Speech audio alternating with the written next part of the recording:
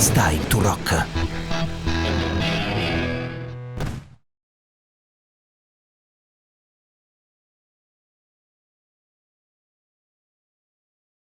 Thank you so much for having me here. I'll be your English speaker for the day.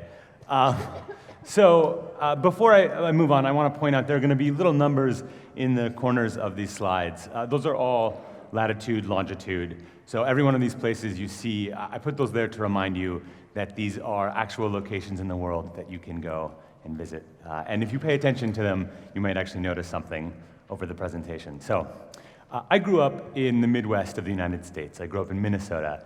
And my parents would take me on these long road trips where it was like 6-7 hours between stops.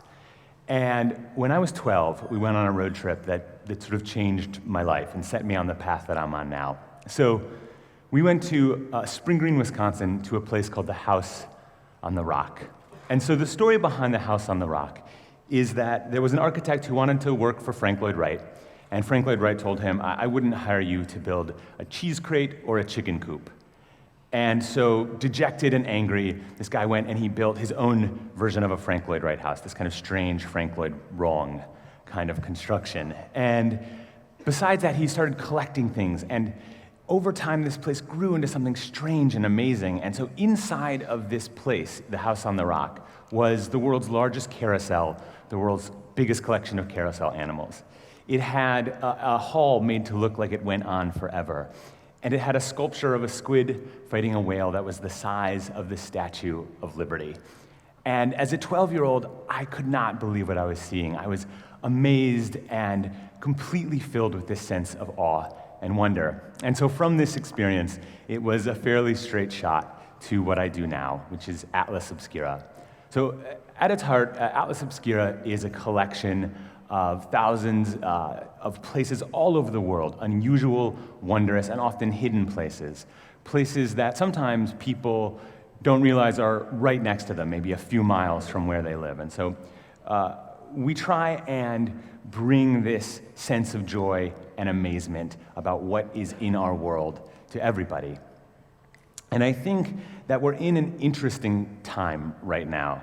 And actually, the talk on cybersecurity sort of touches on some of this. So in the Victorian age, during the Industrial Revolution, the Victorians became absolutely obsessed with ideas of wonder and the otherworldly. They were obsessed with druids and ghosts and fairies, and it's because I think they wanted some sense of mystery and awe in the world to counterbalance the feeling of incredible change and technological progress around them. And I think we're in a moment where we're also all seeking a certain sense of beauty, mystery, and wonder in the world. And so we started Atlas Obscura to try and provide that. So we try and give people this sense of awe and wonder, and we do it in a few ways. We throw events all over the world.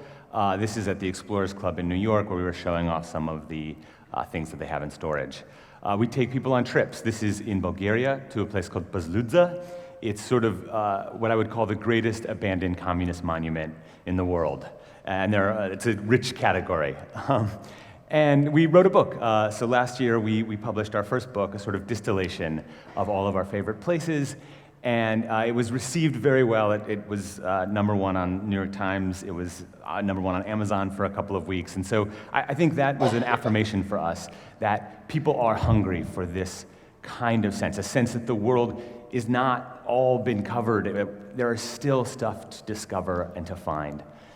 So the most important thing about Atlas Obscura is that it's built by you. It's built by local explorers. It's built by people who decided to take a left turn instead of the right they take every day, and then found something amazing, and then they send it in to us. And that is how Atlas Obscura has been built over the last 9 years. So what kind of places do people share with us? So it's a wide variety, but I'm going to give you a few examples. So the Eiffel Tower would not be a good example, but the secret apartment that Gustav Eiffel built at the top of the Eiffel Tower and hosted luminaries like Thomas Edison for tea, that's an Atlas Obscura place. This is a place close to my heart. This is in Peru. It's called the Quechua or the Last Incan Bridge. And this is a bridge that is remade every year by the 4 villages who live around this area. They come together and they weave this bridge entirely out of grass. And they've been making it this way every year for hundreds and hundreds of years, going all the way back to the Incan Empire. This is in Turkmenistan. This is a place called the Gates of Hell. And it's actually not a natural phenomenon. It is an industrial accident. It was created in 1971 when a Soviet natural gas drilling rig showed up. They punctured through the top of the desert. The whole rig fell in, created this 300-foot wide hole. But they had another problem, which is that it was leaking deadly natural gas. So they did what I think they felt was the sensible thing. They set the hole on fire. They thought it would burn for maybe a few weeks or a few months. It's been on fire for 40 years.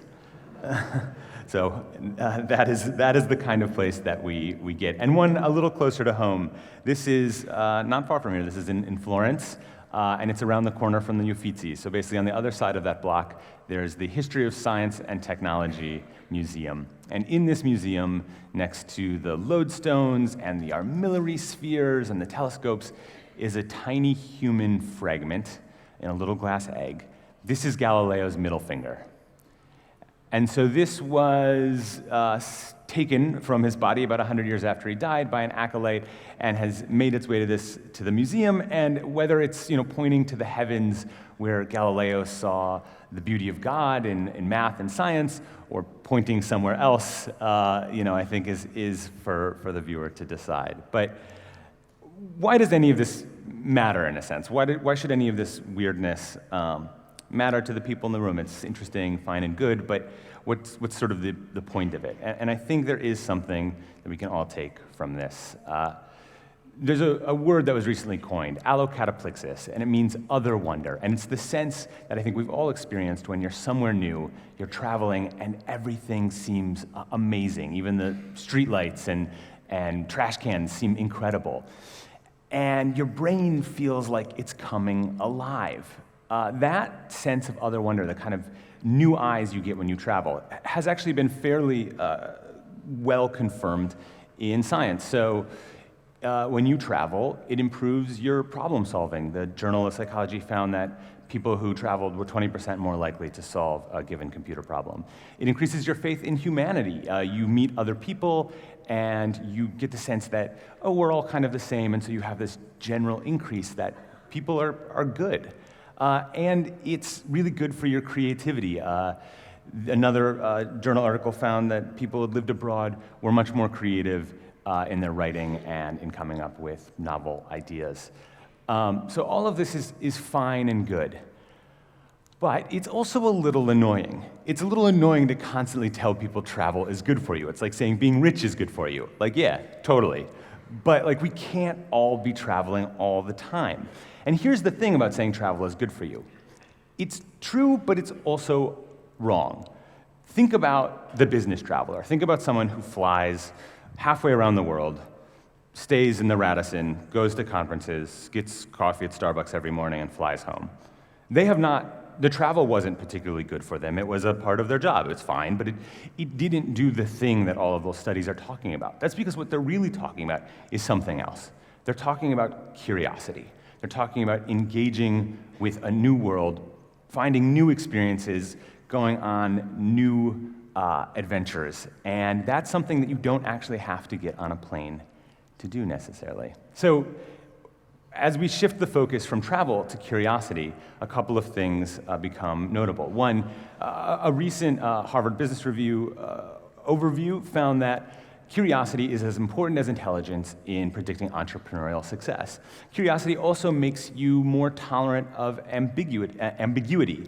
And I think in our age, as I talked about previously, in an age of increasing complexity and uncertainty, being able to see things in shades of gray is an important survival skill. It's a skill that helps you navigate, appreciate, and understand the world. And luckily, we can build curiosity, because if you take that example of the business traveler who's getting nothing from his travel, the reverse is also true.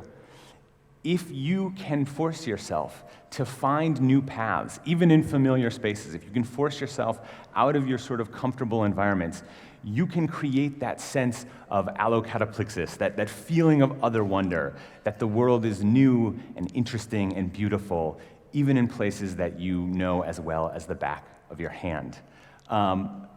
this is probably the single most important insight of Atlas Obscura. So, I've been doing this for a number of years, and we get dozens and dozens of entries in every day. People saying there's this incredible thing that maybe you didn't realize was there. And I thought after a while it would sort of go away, like all the good ones would be gotten. And what's happened is more and more I find that things close to me, close to where I live, maybe a few miles from a place I know very well, have something in them that I cannot believe was there. And one of the comments we receive most often is, "This is 2 miles from my house. How did I not know about this?" So I've become a deeper and deeper believer in the idea that the wondrous, the beautiful, the magical are close at hand.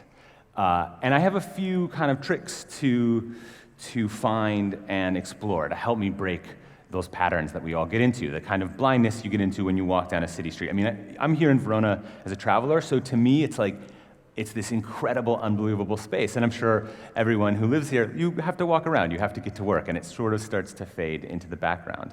But there are some tricks to force yourself to see anew. So I like to use either a coin or a dice to force myself to get lost. And it's a little bit of a cliche, but the beautiful thing about being lost is you really see. You really pay attention to your surroundings. Suddenly your nerves go up and you think, okay, what am I looking at?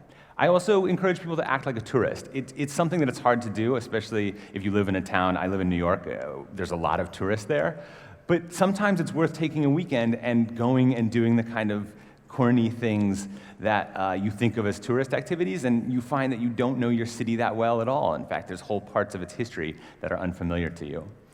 This is a personal favorite. It won't work for everybody, but I'm a big fantasy and science fiction nerd, so I sort of turn whatever environment I'm in into a kind of a fantasy novel. So an alleyway is filled with tiny goblins, and a door leads to a secret underground kingdom. For me, it's just a way of engaging my creativity, which then in turn makes me want to find out the real histories of these places.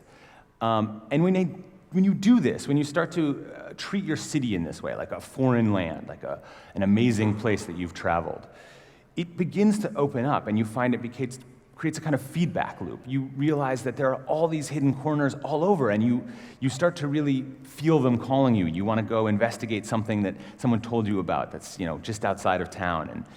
And so as that feeling kicks in, the world really opens up. What started to feel maybe like a small town, what started to feel sort of claustrophobic, suddenly feels like it has endless possibilities. I mean, I like to travel, I like to go all over the place, but I could stay only in New York, or I'm sure only in Verona, and spend a lifetime exploring and discovering new and incredible places within it.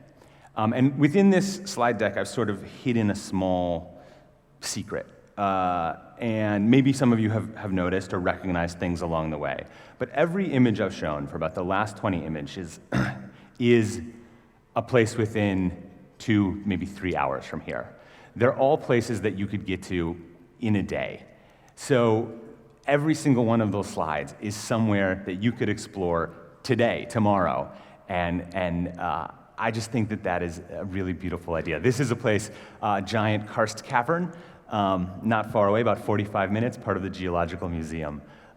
This is Artesella. Maybe some of you know it, this incredible arts environment where everything is made out of sticks or stones, only natural materials are allowed. That's about 2 hours from here.